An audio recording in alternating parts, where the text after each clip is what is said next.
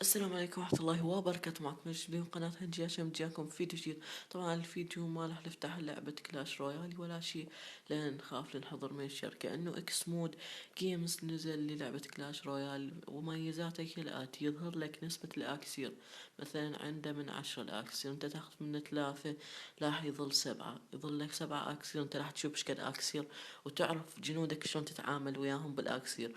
واذا هو خلى ايده على جندي وينتظره يطلع، يعني ينتظر الاكسير يصير مثلا 4 عمود ينزل التنين رأسا، راح يظهر عندك فوق بالشريط الفوق كل جنوده وكل اشياء، راح يظهر عندك الاكسير ماله، وراح يظهر عندك الجندي الدايس عليه اللي يريد ينزله.